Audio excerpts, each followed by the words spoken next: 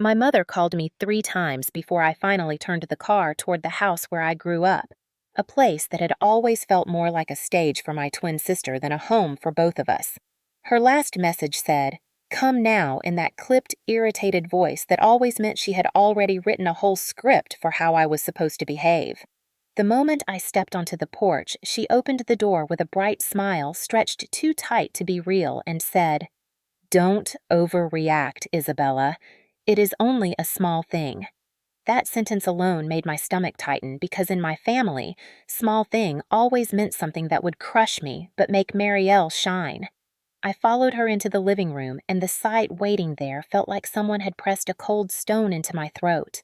Marielle stood on a small wooden platform that my mother must have dragged out of the basement just for her. She was turned slightly to catch the light from the window, her chin tilted up, her smile curved in that familiar, victorious line. And she was wearing a wedding dress. Not a simple white dress, not a tasteful cream-colored gown, but a full bridal creation with lace along the neckline, and a train spilling over the edge of the footstool like she owned the air around her. She looked at me slowly, deliberately, letting her gaze move from my shoes to my face before she said, "No one will even look at you, Izzy. You are plain. Let your sister shine." The words hit me stronger than I expected, even after all these years of hearing versions of the same insult. My mother clapped her hands softly as if Marielle had performed something impressive and said, "She is right. Marielle photographs better people expect her to walk in first." I opened my mouth, but nothing came out at first. My father stood in the corner pretending to study an old framed photo of our grandparents because that was what he always did when things got tense. He avoided me like meeting my eyes would require him to take responsibility for the mess he had allowed for decades. Finally, I managed to say, "Mom, that is a wedding dress." She turned to me with a look that combined irritation and disappointment and replied, "You are overreacting again." The word "again" landed like a slap. It was the same word she used when Marielle ruined my 10th birthday party, and I cried because all the guests left early to watch my sister perform a dance routine she had invented that morning. It was the same word she used when Marielle stole a handcrafted jewelry set that our grandmother had given me and then lied about it. Every time I had spoken up, I had been told I was overreacting, and now, with my wedding only weeks away, she wanted me to swallow it again. I took a step closer, staring at the dress, trying to figure out how my own mother had looked at it and thought it belonged anywhere near my ceremony. It had beadwork along the neckline and delicate stitched flowers on the skirt, and even a sparkly belt that matched my own bridal fitting from 2 months ago. The room spun a little as I tried to process what I was seeing. Marielle twirled slightly and said, "I thought it would be perfect for the entrance. People love drama, and I am the fun twin. You are the calm one, so you will understand." Calm. She said calm, like it was a polite way to say invisible. My mother reached for one of the sleeves, adjusting the strap like she was preparing a real bride, and said, "We talked about it, dear. Since your father walks you in, we thought Marielle could walk ahead as a symbol of sisterhood." Sisterhood? I almost laughed, but the sound stuck in my chest. "You want her to enter before me wearing a wedding dress." My mother frowned like I was the one being ridiculous. "It is white, but it is not the same shade as yours, dear.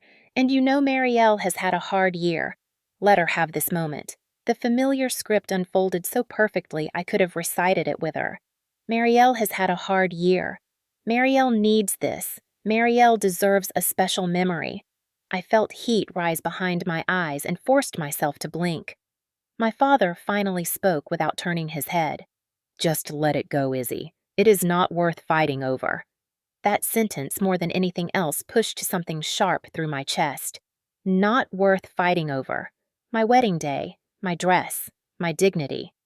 I looked at him, hoping to see a glimmer of support, but he focused harder on the picture frame like he was studying the meaning of life. Mom stepped forward and touched my arm lightly in that patronizing way she used whenever she wanted me to fold. "Do not start drama, Isabella. Your sister is excited. Do not ruin it." I pulled my arm back and shook my head. "This is not happening." Marielle scoffed and said, "You always make things about you. I am just trying to help the ceremony look beautiful." A bubble of anger rose in my chest, twisting with something much older and deeper, like every time I had been pushed aside, wrapped itself around this moment. I said quietly, "I am leaving." My mother dropped her smile. "What is wrong with you? It is only a dress." My voice finally steadied enough to reply, "It is my wedding." That finally made the room fall silent, except for the rustle of Marielle's train as she shifted her weight like she was bored of the scene. I turned and walked out before the tears could fall. As I stepped onto the porch, I heard my mother say in her sharp, low voice, "She will give in. She always does." For a long second, I stood frozen on the wooden steps, the cool air pressing against my face. And then something inside me finally broke. Not in the shattering way it had so many times before, but with a quiet, clean snap like a rope coming loose from a knot someone had tied too tightly for too long. I walked to my car, each step feeling both familiar and strangely new, like I was stepping away from a life I had been forced to live and into one I had not dared to claim. I closed the door, swallowed the burning in my throat, and whispered to myself, "This time, I will not give in." I drove home from my parents' house with my mother's voice echoing in my head, the same phrase she had weaponized against me for as long as I could remember, the same phrase meant to shrink me into silence. Overreacting, that was the label she stamped on me whenever I dared to express discomfort, hurt, or truth. And as I sat alone in my small apartment that afternoon, the memories began to unroll one after another like a film reel I had tried all my life to shove into the back of a closet. My earliest memory of being invisible came from a birthday party when I turned 12 a day that should have been filled with balloons, laughter, and a cake I could actually eat. Instead, I remember standing in the backyard watching my mother cut a large chocolate cake, the one dessert I had been allergic to since I was 4 years old. Marielle was beside her beaming because chocolate was her absolute favorite when I quietly reminded Mom that I could not eat it. She waved a dismissive hand and said, "Oh, Izzy, you are strong. You will manage. Just eat the frosting." My sweet girl Marielle has been having a rough week. Let her enjoy her treat, and so I watched as everyone, including my own twin sister, dug into thick slices of chocolate while I pretended to be fine, nibbling on the corner of a sugar cookie someone's parent had brought for the other kids.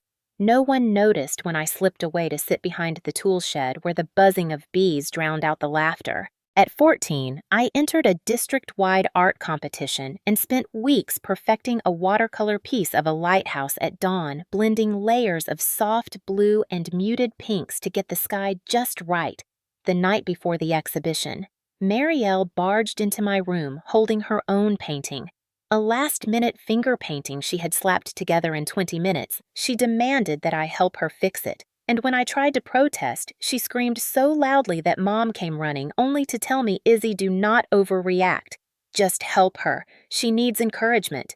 You are the steady one. You can handle it the next day."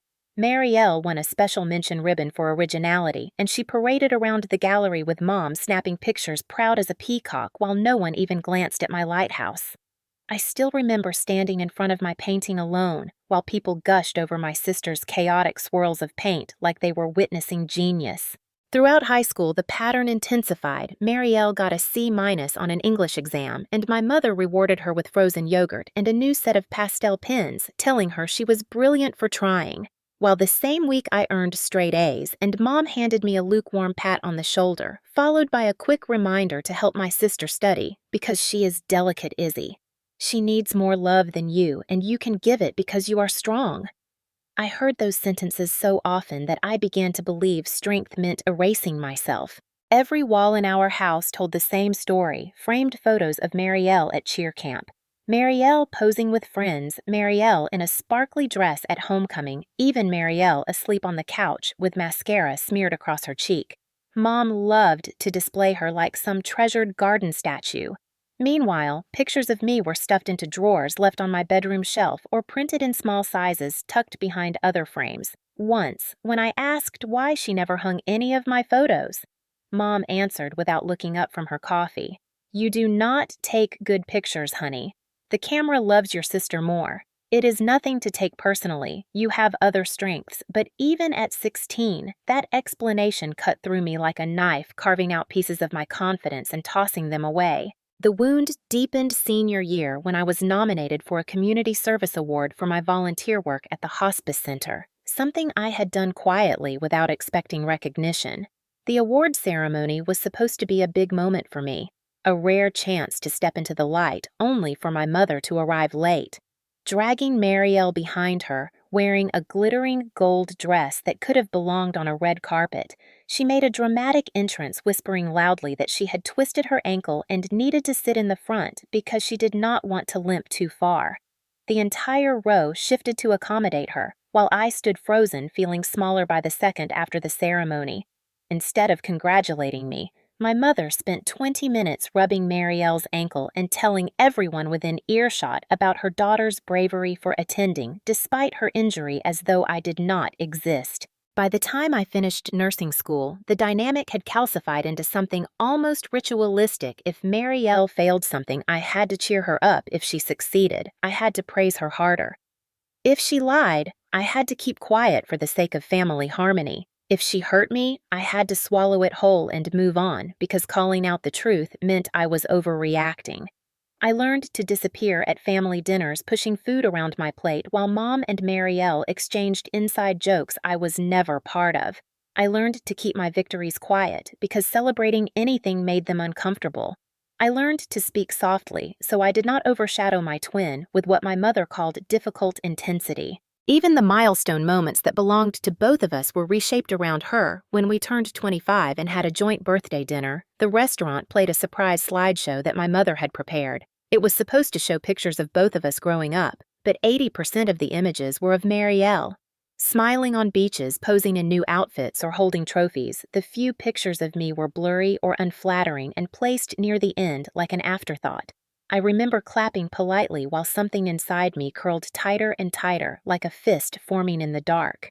Looking back now, the moments blend together into years of carefully trained invisibility, a slow erosion of identity disguised as sisterly devotion and maternal wisdom. And every memory shares one thread. Whenever I flinched or protested, or simply asked to be acknowledged, my mother delivered the same verdict: Izzy, stop overreacting. Let your sister shine. You are strong enough to be small. And now, sitting in my apartment after seeing Marielle in a wedding dress for my own ceremony, I realized something devastating. Each of those memories had prepared me for today. Every small humiliation had trained me to accept the unthinkable. Every dismissal had taught me to doubt my own eyes, my own value, my own right to exist beside my sister without shrinking. But for the first time, I felt the sting, fully, not numbed, not rationalized, not softened. I felt it as the truth. It had always been a lifetime of being invisible, and I felt a slow, trembling rise in me. Not like fear this time, but like the first breath after surfacing from deep water, as if maybe, just maybe, I had finally reached the moment where invisibility was no longer something I could endure. I drove halfway home before the shaking in my hands finally forced me to pull into the parking lot of a grocery store and sit there breathing through the tight knot under my ribs. I thought the worst of the day was over, that seeing my twin sister in a wedding dress meant for my ceremony had to be the lowest point, but toxic families have a way of proving there is always another layer beneath the one you think is rock bottom. I unlocked my phone only to distract myself, and that was when the notification appeared at the top of the screen. Marielle posted a new story. For a second I hesitated, hoping it was something harmless, a picture of brunch or her cat, or even one of her shallow inspirational quotes. But when I tapped it open, the world inside the car seemed to tilt. Against a sparkling filter full of floating hearts and glitter text, my sister had posted a boomerang of herself winking in that dress, the dress I had just seen her wearing in my parents' living room. Except now the lighting was softer, her pose rehearsed, and she had added a caption that punched the air right out of my lungs. Can't wait to outshine the boring bride hashtag, guess who? Boring bride. I stared at the screen, letting the words burn into me while the video looped again and again. Her hand swaying, the dress shimmering, her smirk loud enough to hear, even though no sound played. My throat tightened painfully. Before I could close it, another notification chimed a comment, this one from someone Marielle knew from her influencer attempts.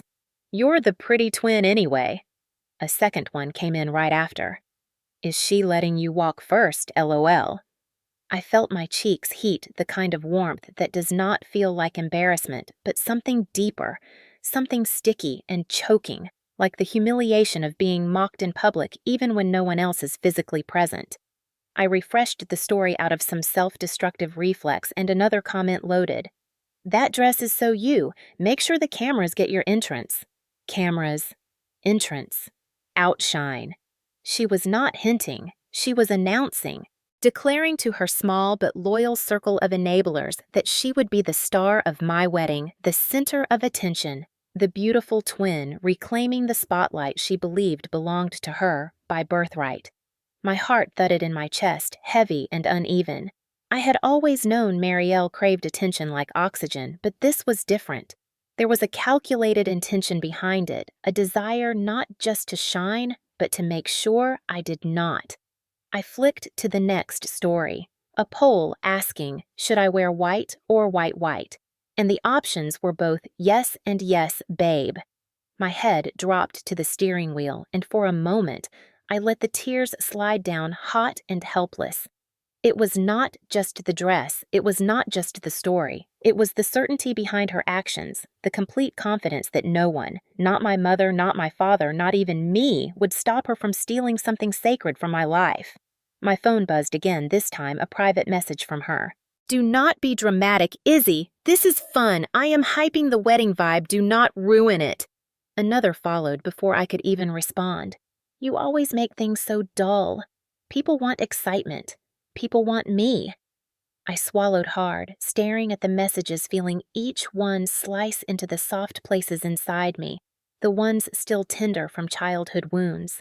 Rage flickered hot, then dimmed, then rose again in waves crashing against years of conditioning, telling me to stay small, stay quiet, stay agreeable.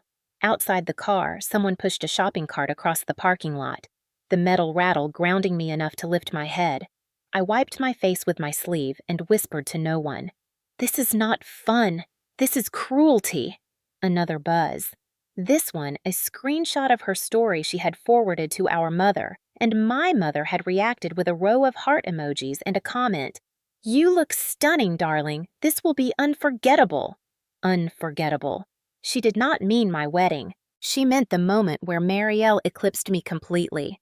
I stared at that exchange until the screen blurred. My mother had not only approved it, she celebrated it, encouraged it, validated it, just like every time Marielle had taken something from me and wrapped it in the bow of favoritism. A new message popped up from one of Marielle's followers, a girl I vaguely remembered from high school, who had always hovered around the edge of Marielle's popularity. "Girl, cannot wait to see the photos. That dress is fire. You will slay." I closed my eyes as a pulse of nausea rolled through me. My wedding, my vows, my union with the man I loved had been reduced to a stage for my twin sister's desperate need to be seen and applauded. And somewhere under all of that humiliation, something else began to simmer. It was not anger, not exactly. It was awareness. The awareness that if I did not take control right now, Marielle would show up in that dress walk into my ceremony and everyone would shrug and say, "Well, you know how twins are." Or worse, they would see what my family had trained them to see, that Marielle was the star and I was the shadow. I sat up straighter, breathing through the ache in my chest. The notifications kept coming like a rain of tiny stings, each proving what I had tried to deny for years, that my sister did not love me in the way families are supposed to love. She only loved the reflection she saw of herself through me, and when that reflection did not shine bright enough, she replaced it with cruelty. I looked at my phone one last time at the smirking image of Marielle wearing a dress meant for a bride, and I felt the tremor that had been living inside me for decades shift into something steadier, something firmer, something that might one day become strength. I whispered again, not to her, but to myself, "I will not let her do this to me. Not this time." By the time I pulled into my apartment complex, the buzz of notifications had finally slowed, but the echo of Marielle's story was still pounding behind my ribs like a second heartbeat. I walked upstairs in a fog, dropped my keys on the kitchen counter, and stood there staring at nothing for a long moment, trying to make sense of how quickly humiliation could stack on top of humiliation. I thought maybe I would get a few hours of peace to breathe before the next blow landed, but toxic families have impeccable timing. My phone chimed again, not with social media this time, but with a new email from my mother. The subject line read, "For you, sweetheart," which already made my stomach tighten because she only used sweetheart when she was about to slip a knife between my ribs and call it love. I opened the message and the breath left my body in one harsh exhale. There was a photo attached, a dress. Not my dress, not anything close. It was a shapeless grayish gown, the color of old dishwater with stiff sleeves and a high neckline that looked like it had been designed for someone twice my age. The email itself was short, just 3 lines. "Sweetheart, this dress suits your body type better. Try something modest, darling. Marielle's dress is more elegant." My fingers curled around my phone until my knuckles whitened. Modest, body type, more elegant. I sank into a chair, staring at the image of that lifeless gray dress, wondering how a mother could be so precise in her cruelty. My wedding gown was something I loved, something I had chosen carefully after months of fittings, a piece that made me feel beautiful and grown and strong, and here she was suggesting I trade it for something that looked like a punishment. Before I could process it, another message dropped into my inbox from her, this time a longer note. "Isabella, I know you get emotional, so please hear me clearly. This is for your own good. The dress you picked might overshadow Marielle, and we do not want that moment of sibling harmony to become uncomfortable. She needs reassurance she has had a hard year. Be the bigger person. Let her have the beautiful gown. The familiar script again. Marielle needs. Marielle deserves. Izzy must shrink. Izzy must fold. Izzy must carry the emotional weight of the entire family."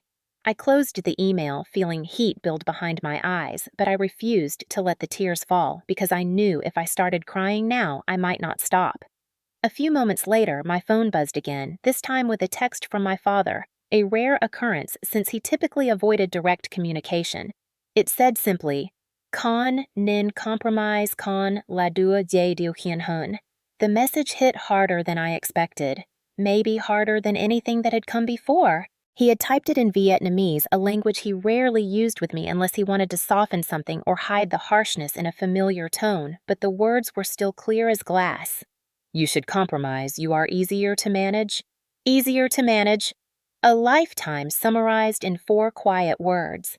I stared at that sentence, feeling something inside me tighten and then tear. My father had always been the quiet one, the shadow in the background, nodding along with whatever my mother decided, but seeing it written, rooted in his own voice, revealed the truth. He had chosen the path of least resistance so completely that he now saw me not as a daughter, but as a tool, someone pliable, someone to bend, someone to yield for family harmony. My chest ached as I set the phone down. The humiliation was no longer a single moment, but a series of blows delivered in perfect rhythm, each intended to pull me back into the shape they needed me to be. Marielle mocking me publicly. My mother pushing me into an ugly dress to keep my sister elevated. My father confirming that my obedience was expected. Another notification appeared, a message from Mom again, as if she sensed the fragile silence forming in me and needed to fill it with her voice. "Izzy, darling, do not ruin your big day by being stubborn. Wear something simple and let your sister shine. People will talk if you make this difficult. Let your sister have this entrance. She deserves something special, especially after the year she has had." And then the line that always came when she wanted to force me back into place. "You are strong enough to bend for her." I felt something cold settle in my stomach as I read it. Bend. That was what I had been trained to do since childhood. Bend at birthdays, bend in school, bend in every moment where Marielle needed to feel superior, bend until I was unrecognizable even to myself. I stood up abruptly, needing to move, needing to breathe, because the air inside my apartment felt too thick. I walked to the sink, turned on the faucet, and splashed cold water on my face, letting it drip down my neck, the shock helping me stay grounded. When I looked up at my reflection in the small kitchen window, I barely recognized the woman staring back. Her eyes were tired, her jaw clenched, her shoulders slumped as if she were carrying decades of unseen weight. But underneath all of that, I saw something new, a flicker, a spark, the tiniest start of anger that was not destructive but clarifying. I whispered to my reflection, I am not easier to manage anymore. For the first time in years, the words felt true. My phone vibrated again, and this time I did not look at it. I knew exactly what it would say: more demands, more manipulation, more reminders to disappear. Instead, I let the vibration fade into silence and took one steady breath. This was the second humiliation of the day, maybe the 10th of the month, maybe the 1,000th of my lifetime, but it was also the moment I recognized the pattern clearly enough to step out of it. I dried my face, squared my shoulders, and whispered quietly into the stillness of my kitchen. Not this time. By the time the sun dipped low enough to cast long shadows across my apartment floor, the weight of everything that had happened pressed down on me so heavily I could barely breathe. I paced from the kitchen to the living room, clutching my phone in one hand, though I refused to look at it. Every vibration felt like a punch waiting to land another blow from my mother, or another smug message from Marielle, hinting at whatever fresh humiliation she was planning next. My chest tightened until each breath scraped painfully against my ribs, and before I realized it, my vision blurred. I sank onto the couch, and the tears that had been threatening all afternoon finally broke through in a jagged, uncontrollable wave. I had cried before, of course, but not like this. Not with the raw, aching grief of someone mourning something she had not fully realized. She lost years of invisibility, years of being overlooked, years of being told my feelings were too much, while Marielle's were treated like fragile crystals to be protected at any cost.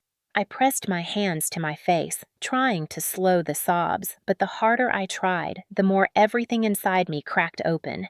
That was when my phone buzzed again. Except this time the notification was not from my mother or father or sister.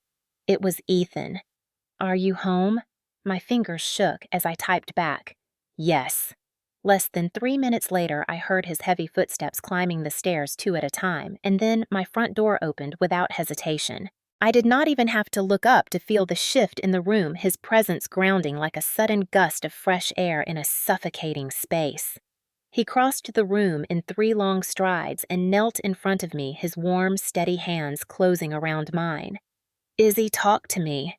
His voice was low, calm, not demanding, but gently coaxing, like he was opening a door I could step through whenever I was ready.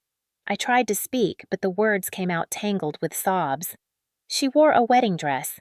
He blinked once, just once, and then a controlled steadiness settled over his expression, the kind firefighters wore when facing a burning building.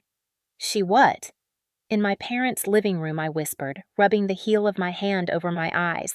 And she posted about it online, mocking me, calling me boring. And Mom sent me an email telling me to wear a different dress, something that would not outshine Marielle.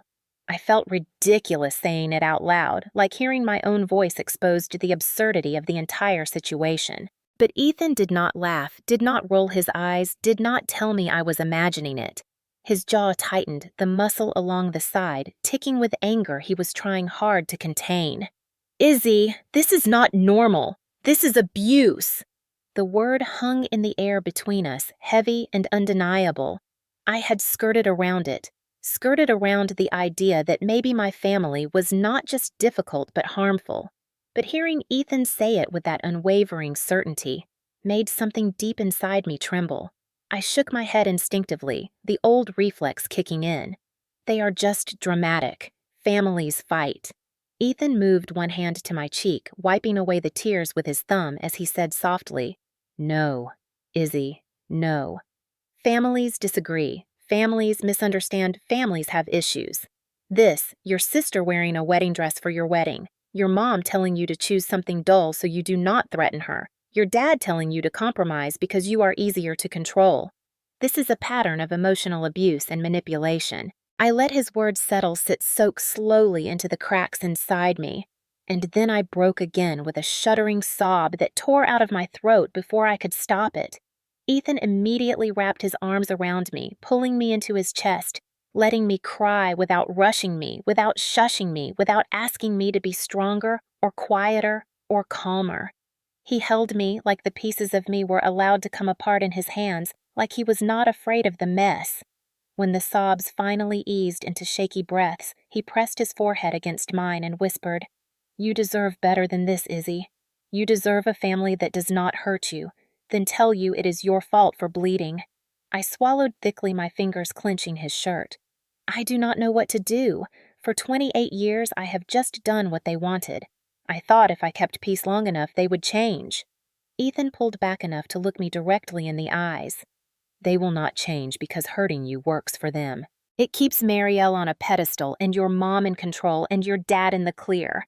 You standing up for yourself threatens the entire system. His voice was steady, fierce, certain. And you are allowed to break that pattern. You are allowed to protect your wedding, your mental health, your dignity. I closed my eyes, letting his words wash over me. No one had ever spoken to me like that. No one had ever acknowledged the truth behind the chaos. Ethan brushed a strand of hair behind my ear and added, "I am here. I am not going anywhere. Whatever you decide to do next, you will not be doing it alone." A small, fragile warmth bloomed in my chest, the first hint of safety I had felt in days, maybe years. I let out a long, shaky breath and whispered, "Thank you." Ethan shook his head gently. "Do not thank me. You are the one finally seeing the truth. I am just here to remind you you are not crazy and you are not overreacting." I felt my shoulders slowly lower, the tension draining bit by bit until I could finally breathe again without feeling like the room was collapsing around me. For the first time that day, I felt steadier. Not healed, not whole, but steadier, like someone had taken my hand right before I fell apart completely. Ethan squeezed my fingers once more and said, "Izzy, whatever happens next, we face it together." And for the first time, I believed him. Ethan stayed with me until my breathing steadied again and the shaking in my hands dulled from violent tremors to small aftershocks. He sat beside me on the couch, one arm stretched along the back, just close enough for me to lean into if I needed, but not crowding me. That was something I had always loved about him. He knew how to give comfort without taking away space. After a few minutes, he said softly, "I am calling Dana." For a split second, panic flared in my chest. "No," I whispered instinctively, wiping at my face. "I do not want to bother her." Ethan shook his head. "She is your best friend, Izzy. You are not a burden. And whether you like it or not, you need backup right now." Before I could object again, he had already sent her a quick message. "She is coming," he said simply, and that was that. 20 minutes later, there was a firm knock at my door, and Dana swept in like a gust of warm wind, smelling faintly of rosemary lotion and peppermint gum. Her dark curls were piled on top of her head, her messenger bag slung across her shoulder, and the second she saw my face, all the animation drained out of her expression, replaced by sharp, focused concern. "Oh, sweetie," she said, dropping her bag and moving straight to me. "What happened?" I opened my mouth, but the words tangled painfully in my throat. Ethan answered for me, his voice calm, but steel-edged. "Her sister wore a wedding dress." Dana blinked once, then twice, then her eyebrows shot up so fast they nearly touched her hairline. "Excuse me," he continued, "and her mother wants her to wear a dull dress so she does not outshine the sister." Dana turned to me, eyes wide with disbelief, fury, and heartbreak all tangled together. "Izzy, tell me everything." So I did. I told her about the dress, the insults, the online story, the comments from Marielle's friends, the email from my mother, the text from my father. As I spoke, Dana's face shifted from shock to anger, from anger to horror, from horror to something sharper than both. She listened without interrupting, perched on the edge of the coffee table, her eyes never leaving my face, not even for a second. When I finished, she sat back slowly exhaling like she was trying to release a pressure building inside her. Then, she said in a voice so controlled it barely disguised the rage underneath Izzy, "This is not favoritism anymore. This is calculated psychological sabotage." She stood abruptly, pacing the room like she needed movement to contain her fury. "And your mother is helping her. And your father is enabling it. and you are sitting here thinking you somehow caused this." She stopped in front of me, crouched down, and took my hands in hers. "Sweetheart, none of this is your fault. They have trained you to doubt yourself for so long you cannot see what is happening, but I can. I see it clearly." My throat tightened again, but before I could speak, Dana stood up and grabbed her messenger bag, flipping it open.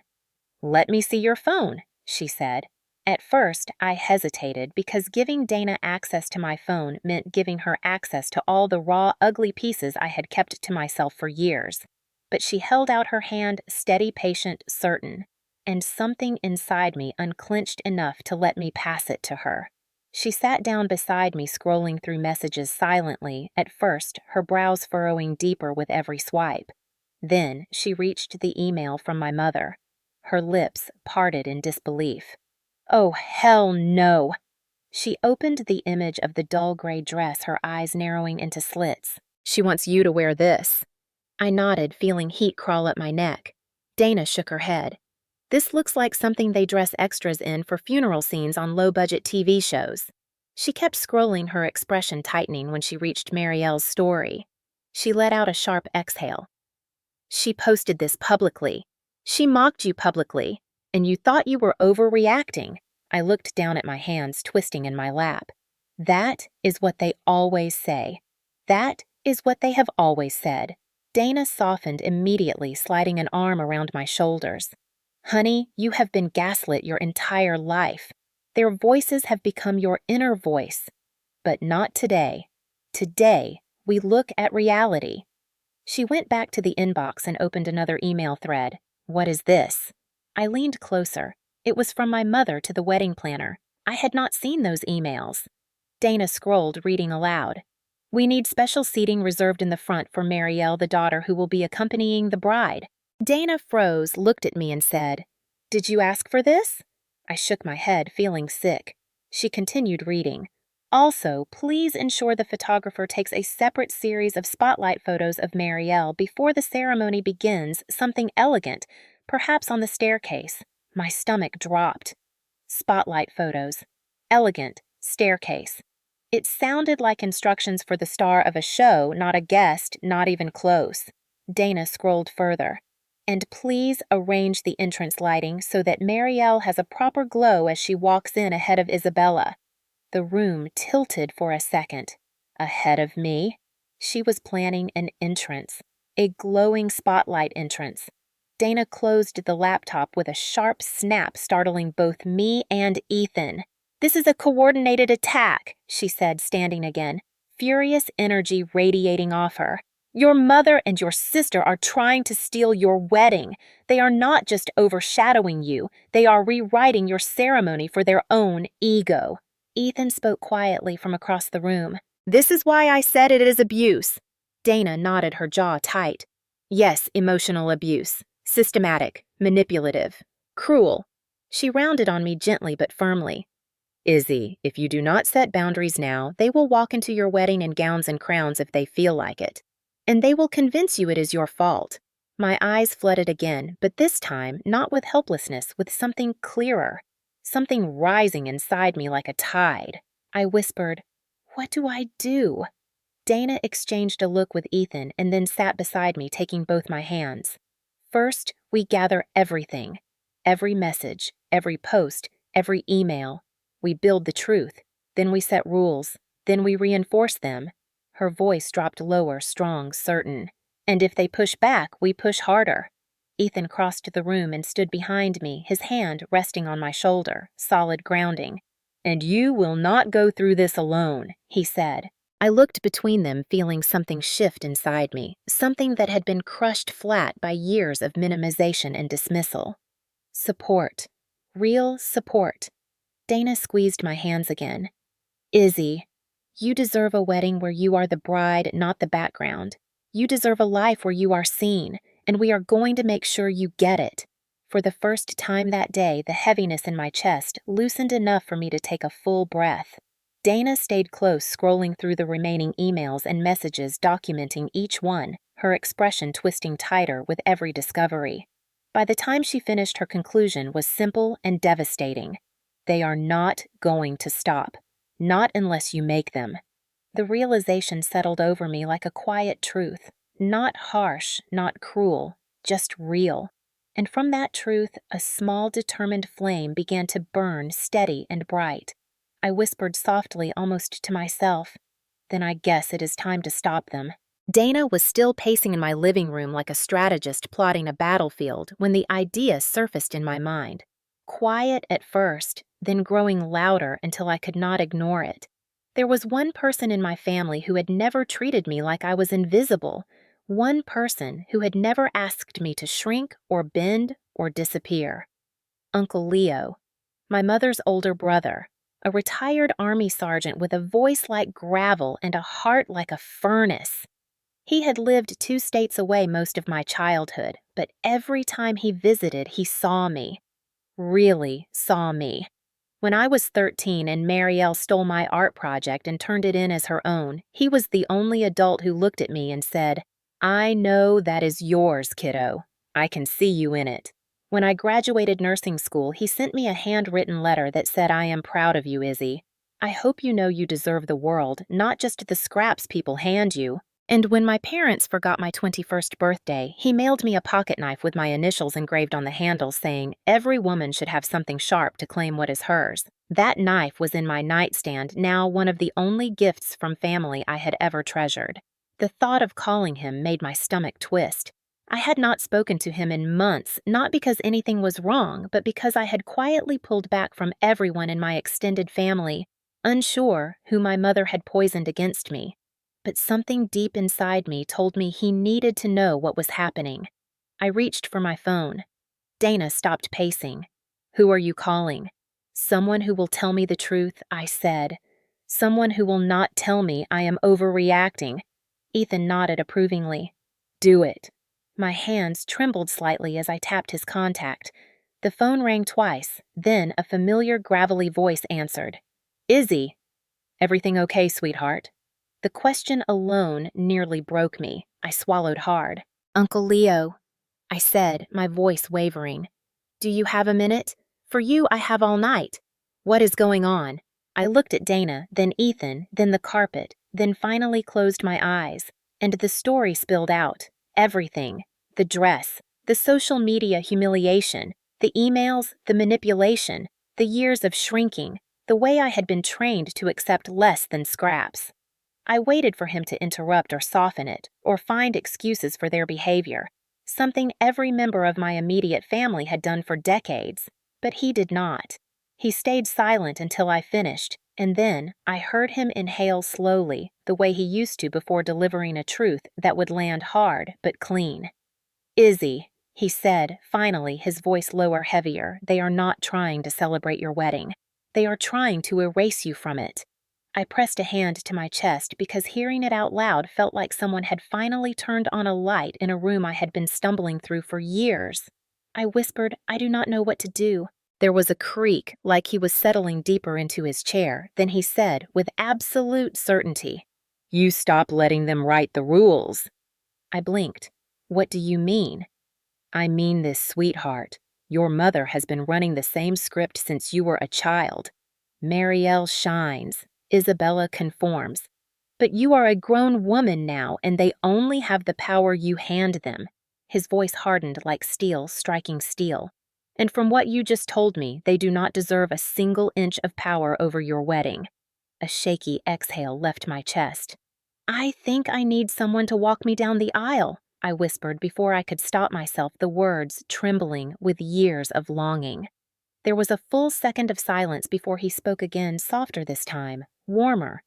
"Izzy," he said, "if your father refuses to walk you because you are finally standing up for yourself, then I would be honored to walk you, truly honored." My eyes burned. I felt Dana's hand slip around my shoulder, steady and warm. Ethan moved closer, sitting beside me so our knees touched. I whispered, "You really mean that?" "I mean it," he said firmly. "You deserve someone who sees you, someone who celebrates you, someone who does not ask you to shrink so someone else can feel bigger. And Izzy, sweetheart, you have spent your whole life shrinking. This wedding is your moment to stand tall." My breath trembled on the way out. He continued before I could respond. I will come early, help with anything you need, and do not worry about your mother. She has been bullying people into silence her entire life, but she does not scare me." There was a decisive finality in his tone, a full stop, a line in the sand. Dana whispered to me, "He is on your side, Izzy." "Completely." Ethan nodded. "This is your chosen family stepping up." I closed my eyes, letting the truth of it settle inside me like warmth spreading through cold bones. For so long, I thought family was something I had to tolerate, accept, survive. I thought loyalty meant staying even when it hurt. I thought love meant shrinking to make room for others. But Uncle Leo's voice changed something in me, something small and trembling but real. I whispered, "Thank you." He responded, "You do not have to thank me for loving you, Izzy. That is what family is supposed to do, not what yours has done to you." After we hung up, Dana pressed her forehead against mine, briefly a gesture she only used when she wanted me to feel anchored. "He is right, Izzy. This is your moment, not theirs." Ethan wrapped an arm around me, guiding me gently against his side. "You are not alone," he murmured. "Not anymore." For the first time all day, my chest loosened enough for a real breath. A breath that did not taste like fear or humiliation. A breath that tasted like possibility. Uncle Leo's words echoed in my mind. "You have spent your whole life shrinking. This wedding is your moment to stand tall." And I felt it then, the flicker of something I had never allowed myself before. Resolve, quiet, steady, growing. After the call with Uncle Leo ended, something in the room shifted, not loudly, not dramatically, but like a string that had been pulled tight for years had finally snapped loose. Dana exhaled through her nose, a sound halfway between relief and determination, and immediately grabbed her bag, pulling out her laptop like a detective about to crack open a case file. Ethan moved to stand behind her. Arms crossed, jaw set, with a quiet protectiveness that made my chest ache in a way I could hardly process. I sat on the couch, still trembling slightly, but for the first time all day, the tremor came from a rising sense of purpose rather than fear. Dana clicked her laptop open. "Okay, we need a plan. A real one.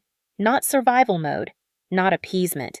Not whatever hostage negotiation you have been doing with your family your entire life. A plan that protects you and protects your wedding." Her fingers flew across the keyboard. First step documentation. She pulled up a folder and began dragging every screenshot, email thread, and message into it. Ethan leaned over her shoulder. "Every piece of proof matters," he said. "Because when people like your mom get cornered, they like to rewrite history. They like to paint themselves as victims." Dana nodded vigorously. "Exactly. And when she inevitably claims that she was just trying to help, or that you misunderstood, or that she never said those things, we will have timestamps, receipts, screenshots, the whole thing." She stopped typing long enough to fix me with a pointed stare. "This is not just for defense. This is validation. This is showing you the truth your family has worked very hard to make you doubt." My throat tightened, but I nodded. She was right. Seeing the messages on screen made them feel less like vague, hurtful impressions and more like cold, hard reality. Dana continued, "We are going to build a boundary structure, a real one, with rules they cannot wiggle around or manipulate." Ethan added, "And consequences. People who exploit your kindness will not stop unless there is a consequence they cannot talk their way out of." Dana swung the laptop toward me. "Okay, sweetheart, here is what we are implementing. Boundary 1, no more direct communication with your mom or Marielle. Everything goes through email only. No calls, no texts, no voice messages, ever again." I blinked. "No calls." Dana reached out and squeezed my knee gently. "Izzy, your mother uses her voice to control the narrative. She manipulates tone, inflection, guilt. She needs real-time access to your emotions to twist things. Cutting calls is step 1. Ethan nodded. "You are allowed to remove your emotional availability. That is not cruelty. That is survival." I felt a shiver move down my spine because some part of me knew they were right. Voice calls were where my mother did her most devastating work. Dana continued, "Boundary 2 wedding-related decisions are now a closed circle. That circle includes you, me, Ethan, and Uncle Leo. No one else. Not your mom, not your dad, not Marielle, not a single extended family member. I felt a flicker of guilt, but it was small faint. Dana added firmly, "And guilt is not a sign you are wrong.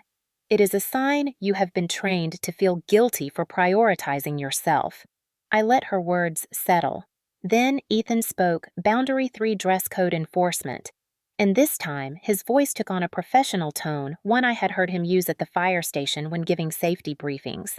"You are implementing a written dress code at the venue. Only the bride is permitted to wear white champagne ivory cream or anything resembling bridal attire." Dana typed quickly. "And this will not be a soft guideline. It will be a contractual clause. We are talking legally enforceable." I blinked. "Legally?" Dana smiled grimly. "Sweetheart, your mother knows how to weaponize loopholes. We are not giving her any." She pulled up the venue contract, scanning for amendment options.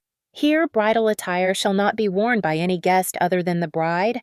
Violation of this clause constitutes grounds for removal from the venue." Ethan leaned closer. "And security will enforce it." My breath caught. "Security?" Dana nodded like this was the most obvious thing in the world. "Yes, security. Your sister is planning to storm your wedding in a full bridal gown. I am not letting you face that alone." I swallowed. I guess that makes sense. "But will the venue even allow—" She cut me off. "Honey venues deal with worse. Drunk uncles, exes who try to break in, family brawls. This will be nothing new." She clicked quickly. "I am emailing the coordinator tonight." "Boundary 4, Ethan added. "You will not open texts from them until after the wedding." This time his tone softened. "You cannot heal in real time while they keep stabbing the wound. You need space to breathe, to prepare, to protect your mental health." My shoulders slumped, but in a way that felt more like release than defeat. Dana wasn't finished. "Boundary 5. We tell the truth to people who matter. Not everyone. Not the entire family tree. Just those who will be physically present for support. That means me, Ethan, and Uncle Leo will be your inner team." She tapped one finger against the coffee table. "People underestimate how powerful a witness is. When you grow up in a toxic family, they make you feel like you are crazy because they isolate you. We are breaking that isolation." Ethan sat beside me, his hand finding mine, warm, steady grounding. "Izzy," he said softly, "I know this is overwhelming. I know none of this is what you imagined wedding planning to be, but this is the moment where you choose yourself. Not them. Not their comfort. You." My voice trembled. "What about my dad?" Ethan hesitated. "Dana didn't. If he is still choosing convenience over you, then he is choosing the wrong side." I opened my mouth to defend him, then closed it again because the truth sat cold inside me. He had not defended me once. Not once. Dana leaned toward me, eyes gentle but unyielding. "Izzy, listen carefully. Boundaries are not walls to keep good people out. They are filters to keep harmful people from getting in. And your family has been harmful, consistently, repeatedly, unapologetically." My chin shook and a quiet tear slipped down my cheek.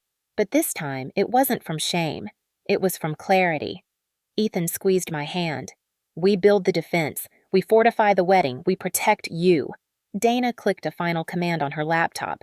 "And tomorrow," she said with fierce determination, "we send the letters." Letters I breathed. "Yes," Dana replied, "boundary letters. Calm, firm, non-negotiable. No more access, no more manipulation. No more shrinking."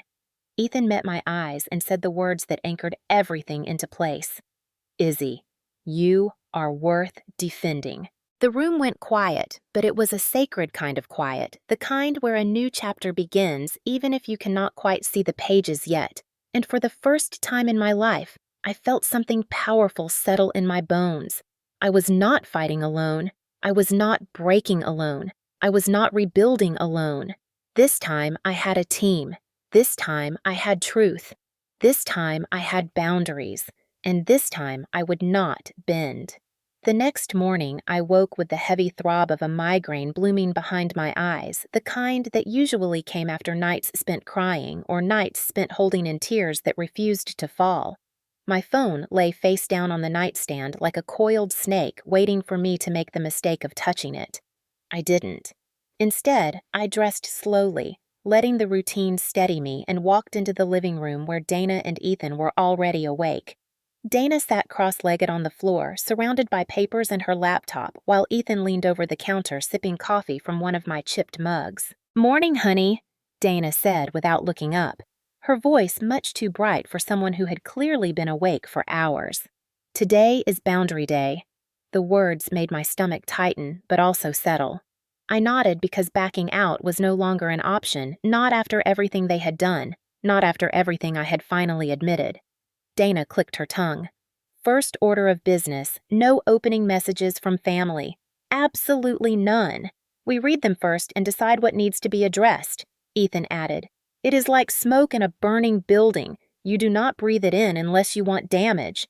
There was something steadying in knowing that two people stood guard between me and the storm waiting on the other side of my phone. I sat down beside Dana, and she handed me a printed copy of the boundary letter she had drafted last night. My hands trembled slightly as I held it. It was short, concise, and firm, the kind of message I had never once sent in my life. It read, "I will be communicating through email only for the remainder of the wedding planning process. All decisions regarding my wedding have been finalized and will not be changed. Any attempts to interfere arrive without invitation or violate boundaries will result in removal from the event. I appreciate respect for these limits." It was polite but final. No wiggle room, no emotional loopholes for my mother to squeeze through. I whispered, "They are going to lose their minds." Dana gave a single satisfied nod. "Yes, they are. Because manipulators crave control and they hate boundaries. This is the part where the mask usually cracks." I swallowed hard. "Then what?"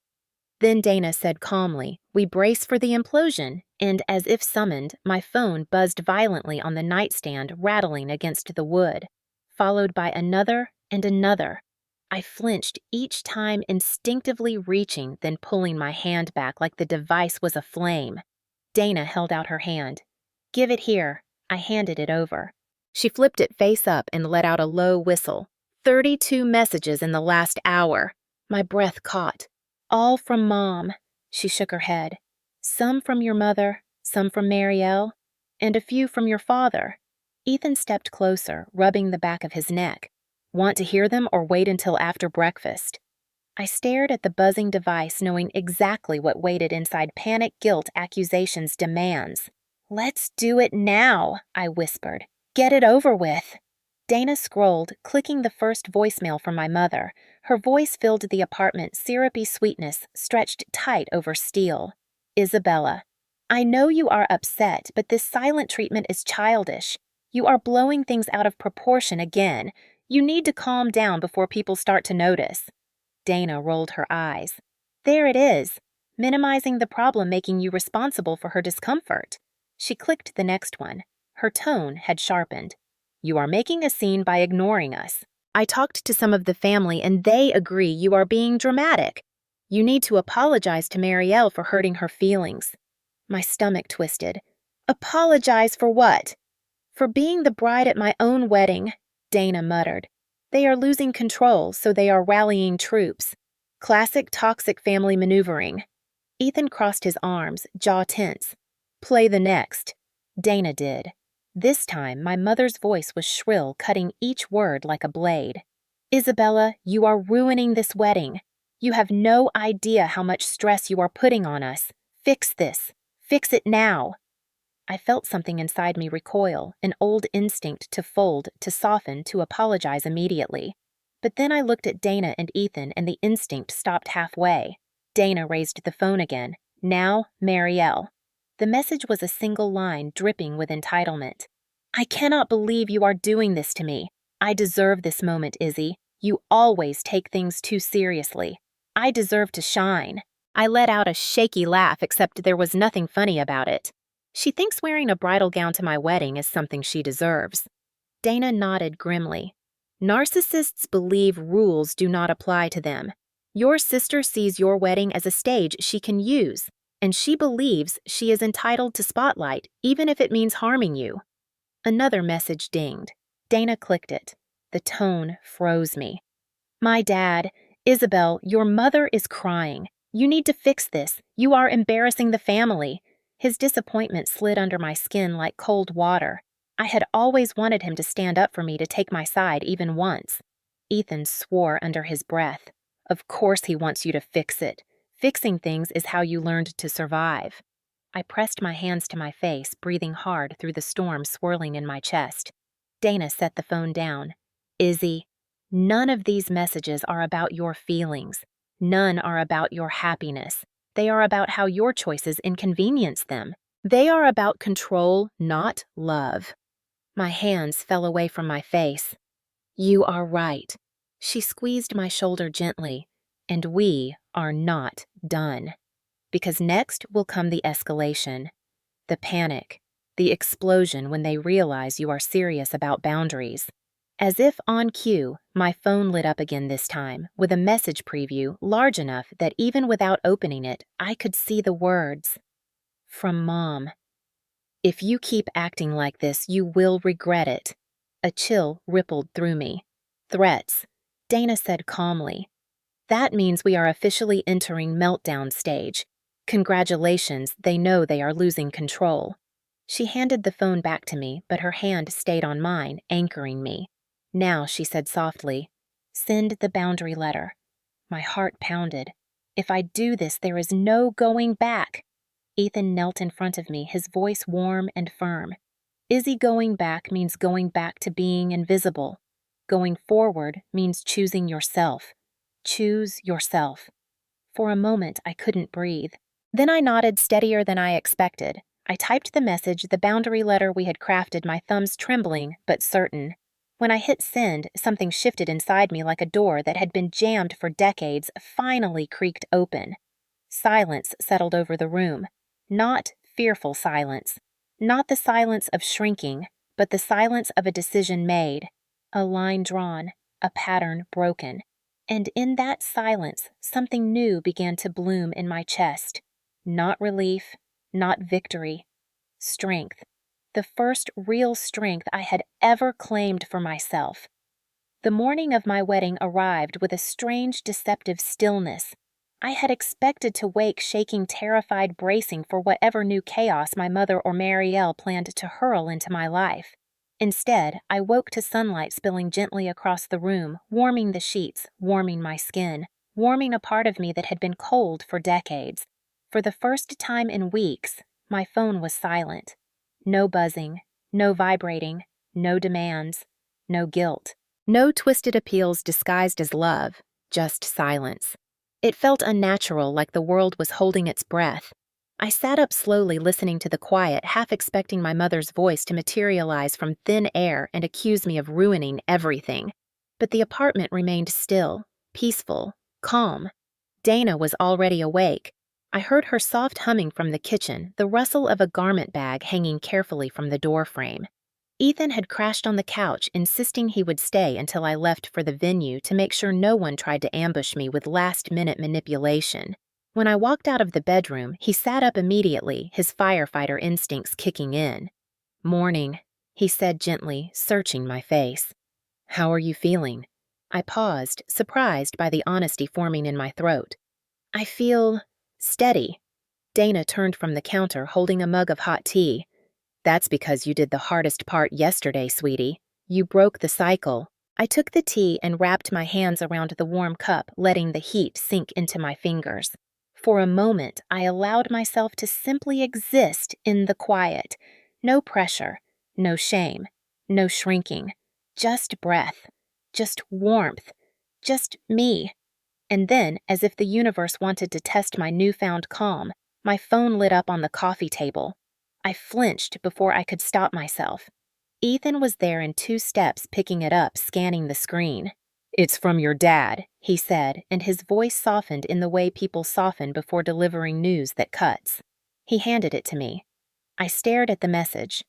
"After discussing with your mother, we do not feel comfortable walking you down the aisle with all this tension." I read it again. Then, again. The words blurred slightly, but the meaning was unmistakable. My father was choosing comfort over me. Again. My hand trembled, but not from shock, from the clarity of finally seeing the truth without excuses.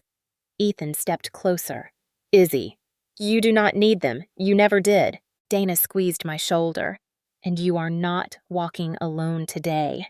Not ever again. I inhaled slowly, steadying the ache in my chest. Uncle Leo will walk me, I said. And the moment I said it aloud, the grief softened, leaving behind something cleaner, stronger. By the time we arrived at the bridal suite, the venue bustled with quiet movement florists arranging the last roses along the arch, caterers rolling carts across the garden, musicians tuning their strings.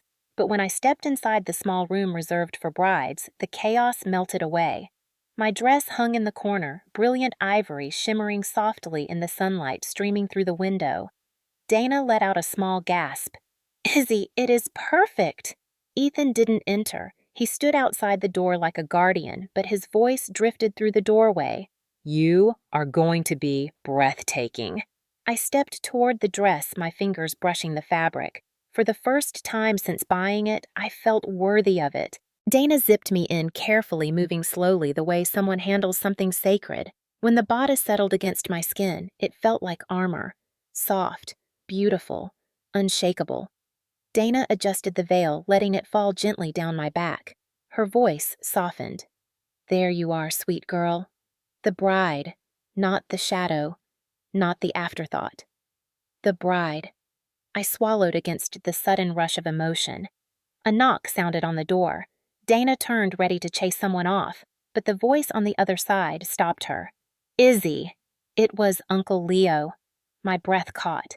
Dana opened the door and he stepped inside, wearing a charcoal suit, pressed crisp a white rose pinned to the lapel.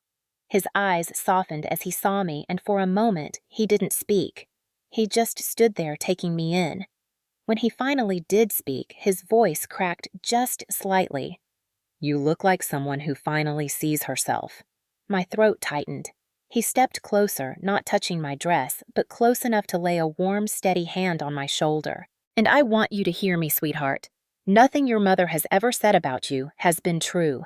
Nothing your sister stole from you was deserved. Who you are is enough, more than enough.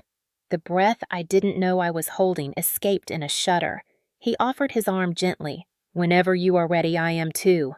A soft knock from the doorway. Ethan peeked in. Security is in place, he said, his voice steady. The dress code list is at every entrance. Staff has been briefed, Dana added. And I told the coordinator to send a runner if your mother or sister so much as breathe near the property line. Uncle Leo gave a single approving grunt. Good, because today belongs to Izzy. Not them, not anyone else. Just Izzy. I felt the calm settle inside me again, deeper this time. Steadier. The kind of calm that comes before a storm, not because the storm is avoided, but because you have decided you will not be swept away by it. The musicians outside began the first soft chords of the pre-ceremony music, signaling it was almost time. Dana placed a final hand on my cheek, her eyes shining. I am so proud of you.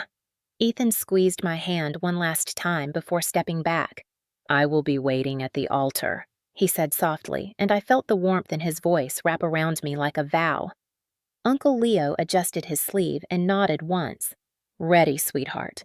I took a slow breath, letting my lungs fill fully, completely. For the first time in my life, I felt like I was no longer bracing for impact. I was walking toward something I chose, something that belonged to me. Outside, beyond the closed doors, guests were finding their seats. The garden glowed under soft golden light. Roses climbed the arch in full bloom. Violins swelled gently in the air. And somewhere on the other side of the property, the destruction that was coming was already gathering like a distant rumble. But I didn't fear it. Not anymore. I lifted my chin, straightened my shoulders, and slipped my arm into Uncle Leo's, feeling his steady strength beside me. Today I thought is the day I stop being invisible. Today is the day the destruction will not be mine. The doors had not even opened yet when I felt it. The shift in the air, the tightening of the space around us, the faint but unmistakable ripple of trouble building right outside the garden entrance. The music floated softly through the hallway, violins warming into the melody meant to carry me down the aisle, but beneath that beauty, something darker thrummed. I stood beside Uncle Leo, my hand resting lightly on his arm, my breath steady veil settling around me like a calm sea before a storm. Dana peeked through the narrow window in the door and froze so suddenly I felt the tension snap through her spine. "Oh, no!" Her whisper was thin, sharp. "They're here." My stomach didn't drop. It hardened. Dana closed her eyes, bracing herself before she stepped back and said the words that should have broken me, but instead sharpened me into something crystalline and ready. "She's wearing white." My breath didn't waver. Of course she was. Ethan appeared seconds later, moving fast, his face tight, his posture poised for confrontation. "Security needs you," he said to Uncle Leo. "They won't proceed without permission from someone on the bride's side." Leo released my arm and squared his shoulders. "Stay with Dana, sweetheart. I will be back in 2 minutes." He strode down the hall with the certainty of a man who had faced worse than an entitled sister and a manipulative mother. Ethan lingered just long enough to press his forehead to mine and whisper, "Stay right here. Do not come out until we call for you. You don't need to see what's happening unless you choose to." My heart warmed at his protectiveness, but at the same time, something fierce rose in me. "No," I whispered. "I want to hear it. Not see. Hear." Dana nodded and opened the small vented window at the side of the door. Instantly, noise poured in, muffled shouts. Gasps from guests, the rising shock of a crowd witnessing a scandal unfold in real time. And then the scream that split the air. "This is my family's wedding too, let me in." Marielle's voice screeched through the garden like a jagged blade slicing through the music, through the quiet conversations, through the ceremony that wasn't even beginning yet. Guests in the garden turned toward the commotion heads, swiveling like they were watching a car crash in slow motion. I could hear the shift in their murmurs, the confusion, and then the dawning horror, because no one screams like that wearing the right dress. Another voice rose higher, shriller, angrier. "Let us in! She is overreacting again." My mother. "Of course!" My hands curled into the fabric of my dress, but not from fear. From the final confirmation of everything I had been trying to deny my entire life. Dana's eyes widened as she peered through the window again. "Holy... Oh, Izzy, she's in a full bridal gown, not even subtle. Lace, train, veil." I closed my eyes and inhaled deeply. Of course she was. Of course she would go this far. This was the crescendo of a lifetime of entitlement, and I had prepared for it. Security's calm, practiced voice cut through the shouts. "Ma'am, you cannot enter wearing wedding attire. Please step aside." Marielle screeched again, this time louder, vibrating with humiliation and fury. "She's jealous of me. She has always been jealous. I deserve this. I deserve to shine today." The guests gasped loudly enough that even from here I felt the ripple of disgust roll through the crowd. Another voice my mother pitched high with frantic anger. "Isabella, stop it right now. Tell these men to let your sister in. You know she belongs in the spotlight." Dana let out a stunned exhale. She said that out loud. To security, in front of all the guests. I felt the smallest bitter smile tug at my lips. Masks always crack when the audience is big enough. Then I heard Uncle Leo's voice, deep, unshakable, carrying authority that silenced even the chaos. "Ladies, you need to lower your voices. You are causing a disruption." Marielle didn't lower anything. She shrieked loud enough to rattle the roses on the trellis. "This is my entrance. I'm her twin. I deserve to walk in first. Let me in. Let me in." Guests were whispering now. Not soft, polite whispers, but sharp, judgmental ones, the kind that cut and expose. Is she wearing a wedding gown? At her sister's ceremony? Who does that? That poor bride! Where is the mother? Why isn't she stopping her? Oh my God, she's encouraging it. Someone else added, "Her father is just standing there doing nothing." Typical. My chest ached, but not the painful kind, the liberating kind. The world was finally seeing the truth I had carried alone my entire life. Then came the sound that ended everything, the click of a phone camera followed by dozens more. People were recording, documenting, witnessing. Marielle's voice wavered, then cracked into a desperate, shrill cry. "Stop recording me! Stop it! Let me in! Let me in!" My mother's voice followed, trembling not from fear, but rage. "This family is being humiliated because of her. Let us in. Let us in," Ethan whispered from beside me. "They just buried themselves. Completely." Dana grinned, a hard, victorious smile. "Justice always exposes itself."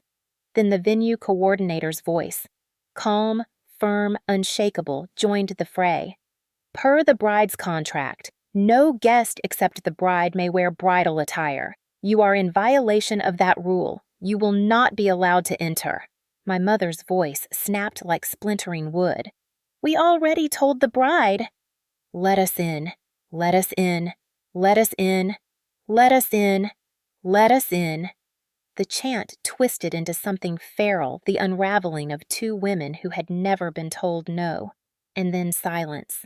Not complete silence, but the sudden sharp inhaling silence of a crowd witnessing something that should never have unfolded in public.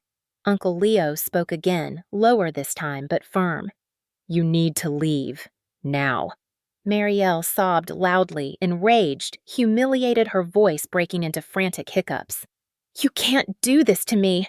I deserve this. I deserve it."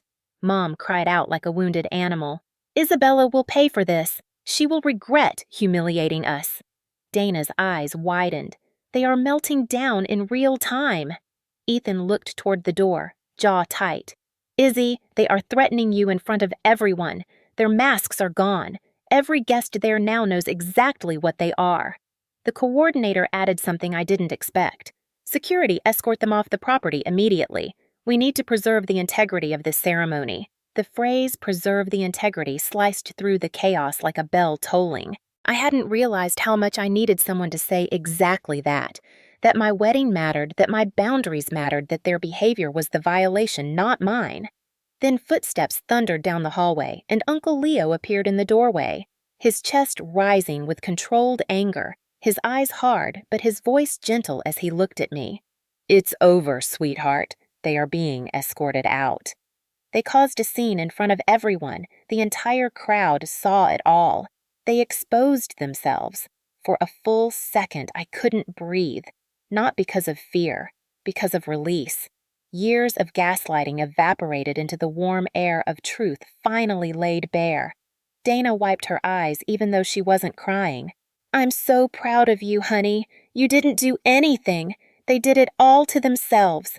Ethan stepped in through the doorway, careful not to touch the dress, but close enough that I felt the heat radiating from him like a shield. "You ready to walk in?"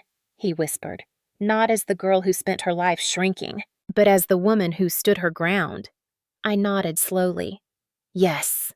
Uncle Leo held out his arm. The music shifted, the violins beginning their gentle rise. My breath steadied, my heart centered, my shoulders squared. Right before the doors opened, I turned to Dana and Ethan and whispered, "Thank you for seeing me, for fighting for me, for helping me choose myself." Ethan whispered back, "Always." The doors opened. Light flooded in. 120 guests rose to their feet. I stepped forward, arm hooked through Uncle Leo's, and a ripple moved through the crowd as recognition lit their faces. Understanding replacing confusion, compassion replacing judgment, outrage replacing curiosity. They had seen everything. They knew the truth. And as I took my first step onto the aisle, the air felt clean free, charged with something bright and new. I did not walk in as the forgotten twin. I did not walk in as the girl trained to be invisible. I walked in as myself, the bride. The woman who had survived the storm, the woman who had chosen peace over chaos, the woman who had said no, the woman who had taken her life back, and with each step the whispers rose, flowing gently around me. "She's brave. She deserves this." She finally stood up to them. Good for her. Justice, justice, justice. And I realized something in that moment as the sun bathed the aisle in gold. This was the first time in my entire life I wasn't shrinking. I was rising. The ceremony began not with calm, but with a kind of trembling stillness, the kind that follows a storm so loud the world has no choice but to pause. As Uncle Leo guided me down the aisle, the sunlight catching on the pearls of my dress, I felt a strange mixture of grief and quiet triumph settling inside my chest. Every face turned toward me was filled with something I had never received from my own family on any important day of my life: genuine warmth, not forced admiration, not comparison, not conditional affection. Real warmth. Ethan's eyes locked on mine as I approached the altar, and in them I saw something even steadier than love recognition. He saw me, all of me, and he had stood by me without flinching when the people who should have protected me instead tried to break me for the sake of spectacle and ego. When Uncle Leo placed my hand in Ethan's, his voice rough with emotion, he whispered, "You walk into your life now, the one you chose, the one that chose you back." My throat tightened. I turned toward the officiant as the guests settled. The garden seemed impossibly quiet, as if even the wind was listening. Then my phone buzzed in my bouquet. I ignored it until the second vibration, then the third. I glanced down. Dad. Again. My stomach twisted with that old reflexive hope, but I silenced the phone and tucked it deeper under the flowers. Beside me, Ethan exhaled slightly. "You don't have to answer ever again unless you want to." I nodded. The officiant began, his voice deep, steady, carrying the weight of something sacred. "We gather today in celebration not only of love, but of courage of choosing who we are and who we walk beside." I felt my shoulders relax for the first time all day. Then the impossible happened. Dad called again. The phone buzzed violently enough to shake the petals of my bouquet. Guests glanced subtly at each other. Ethan's jaw tightened.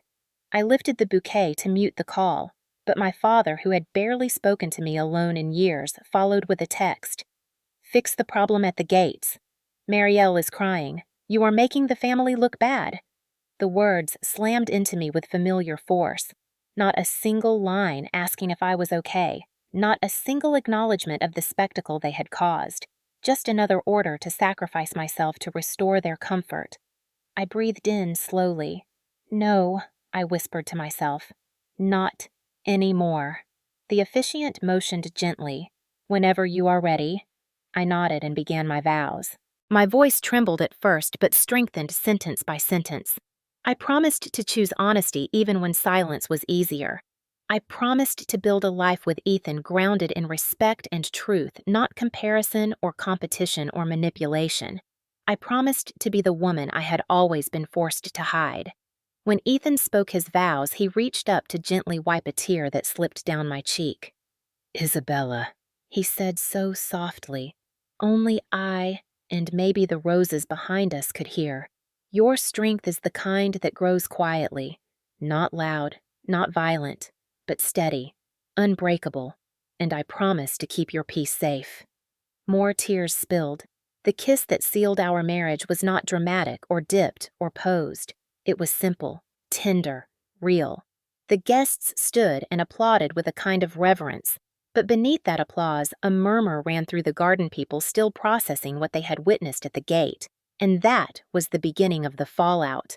During the reception line, guests pulled us aside, whispering disbelief. "Your sister wore an actual wedding dress. I've never seen anything like it." Your mother screamed at security. "My God, the entitlement. I can't believe how calm you were. You deserve so much better." For the first time in my life, the truth was not something I had to explain or defend. It stood alone, visible, undeniable. Even Ethan's parents, who had met my family only once, looked at me with sorrowful heartbreak. His mother reached for my hands. "They tried to steal your day, sweetheart." But they only revealed themselves. I hugged her back too full to speak. The reception glowed warm with laughter, clinking glasses, music humming around us like a soft blanket. But halfway through dinner, my phone buzzed again.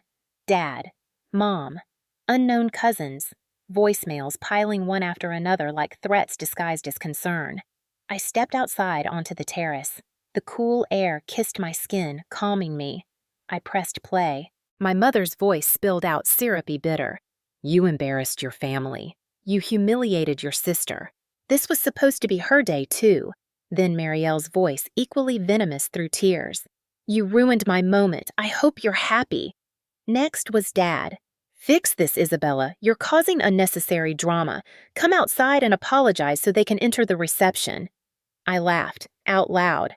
For the first time that day, a deep, disbelieving laugh burst out of me. They still believed they could force their chaos back into my life. Ethan came outside, quietly wrapping his jacket around my shoulders.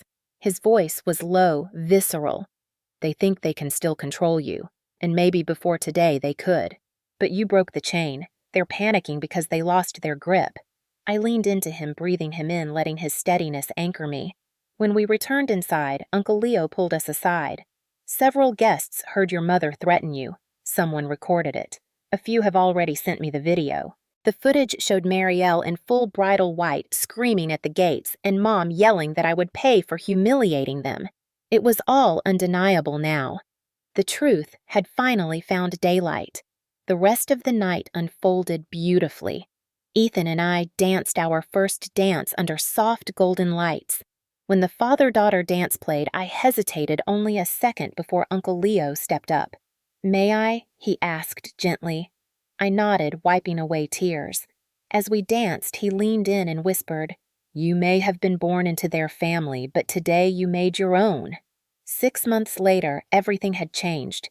Therapy helped me unlearn the reflex to shrink. Ethan and I moved into a small, cedar-sided home near a lake where mornings were quiet and clean. My job felt lighter without the constant background noise of family criticism. Dana visited often, bringing wine and her sharp, protective humor. Uncle Leo sent postcards from his road trips, always ending with, Stay proud, kiddo. You chose yourself. My parents, on the other hand, spiraled in the months after the wedding. Their church community, who had seen the video, distanced themselves. Neighbors grew cold. People talked.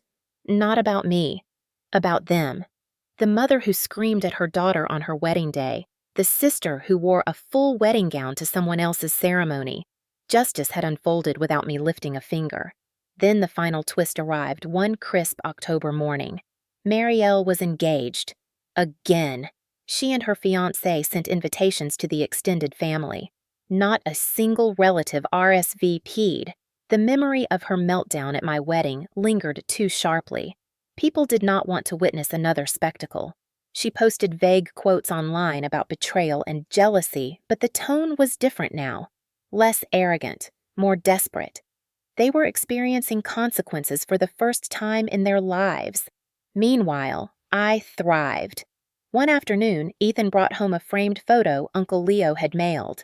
It showed him walking me down the aisle, my face radiant with a kind of peace I had never worn before.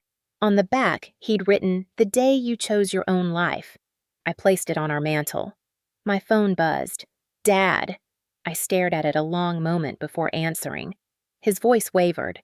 Your mother wants to know if you're attending Marielle's wedding. I leaned against the counter, my heart steady. Has anyone acknowledged what they did? Has anyone apologized? The silence stretched long, thin, damning. It was just a misunderstanding, he finally said. No, Dad, it wasn't.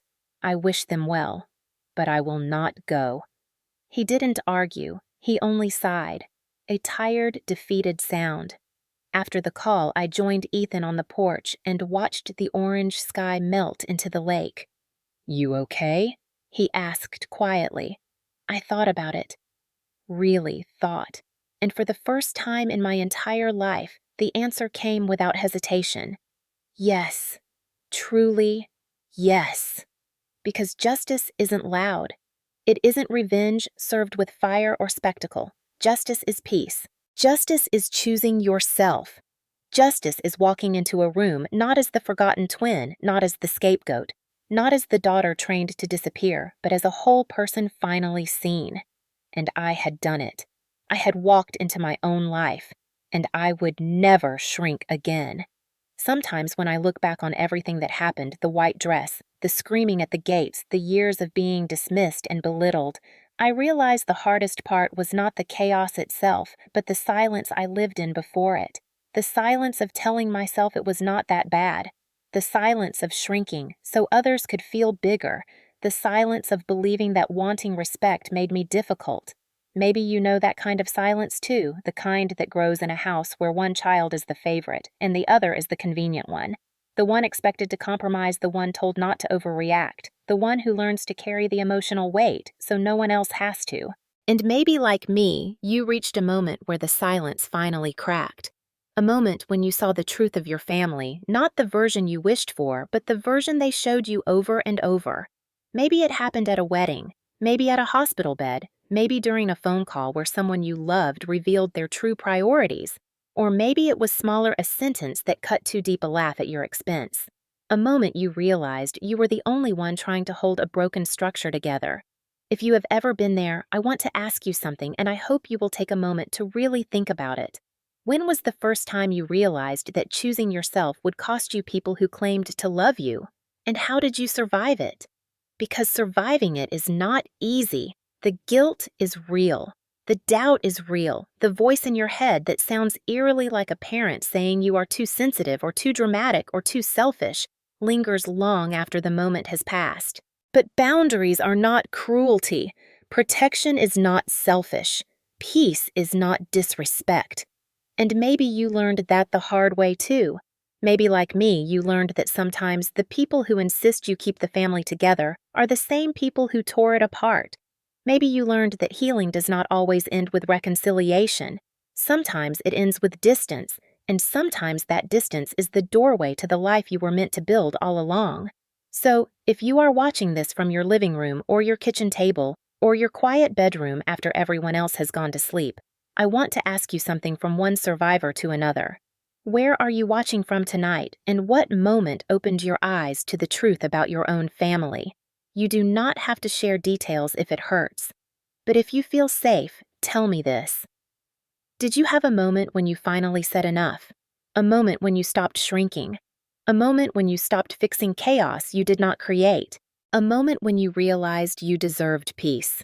I want to hear your story because maybe someone else scrolling through the comments tonight needs to hear they are not alone. And if no one has told you yet, let me be the one to say it. You deserve better than being the scapegoat. You deserve more than conditional love. You deserve a life where someone looks at you and sees you, not the shadow of someone louder. And if you are standing on the edge of your own awakening, wondering if it is worth it, wondering if choosing yourself makes you cruel, listen to me. It makes you free. So tell me, where are you watching from, and what would you have done if someone tried to walk into your wedding wearing a white dress meant to erase you? I am listening.